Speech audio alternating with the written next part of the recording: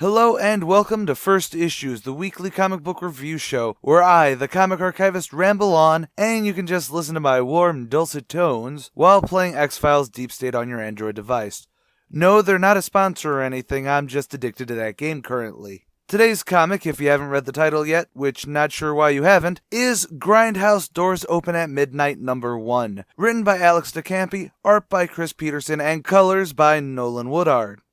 If you've been following my Facebook page for the last 3 years, which totally all of you are, I know, wink wink, you'd have seen me technically give this comic a review before. Yeah, considering the amount of people that saw that post, I doubt there's any survivors from the hiatus in between channels. Not the point. The plot to this first issue is straight from a B movie. The way that the Grindhouse comics set themselves up is like the way back times when some theaters kids were actually placed outside and you sat in your car to watch them on a huge screen. It was phenomenal and I miss drive-ins.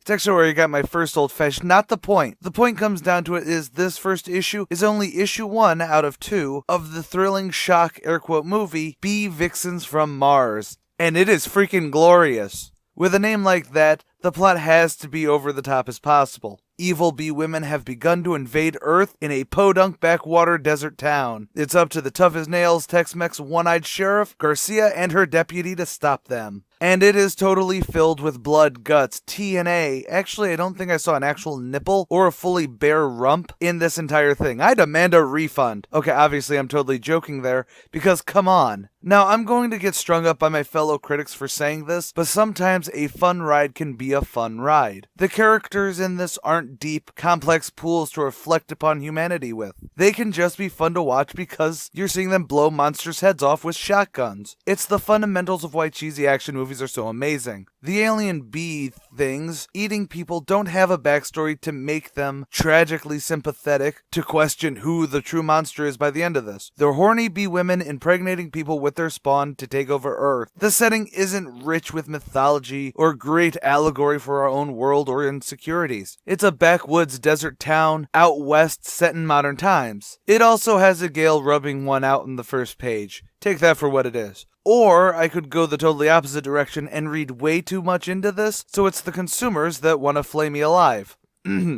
The use of bees as an alien actually represents the African nation or blackening of white America, particularly as the first 2 aliens we see are lower-class white women who use sex, or as represented here, honey, to spread it throughout their own community. The person who stands up against them is a slightly older, handicapped, not traditionally beautiful mixed-race woman in a high-ranking position in the community. And you can only guess how many levels the climactic finale can represent. I fear that most people won't get that I was being satirical here. This is an awesome comic you totally need to read, so obviously my verdict for this comic is collect it. Collect it means that this and every other issue in the Grindhouse series is totally worth buying and owning, especially in a trade for reading and then getting the single issues, which also have some fairly fun covers. Personally, I'd give my left arm to have a signed copy of this, but I think at this point Alex DeCampi would prefer I focus on maybe Semi-Auto Magic or Bad Girls or Twisted Romance, and I may eventually. Mwahahaha. Or not. And after finishing this script at 5 in the morning, that's all for today. As always, if you agree, disagree, or just want to say your piece about this comic, let me know in the comments below. While you're down there, why not make a suggestion for the next first issues? Or maybe if you have a manga or webcomic you'd like me to check it out, I do have manga firstie every Monday, and webcomics firstish every Wednesday. Like us on Facebook, follow us on Twitter, and please consider supporting our channel on Patreon. But above all else, stay golden, Inklings.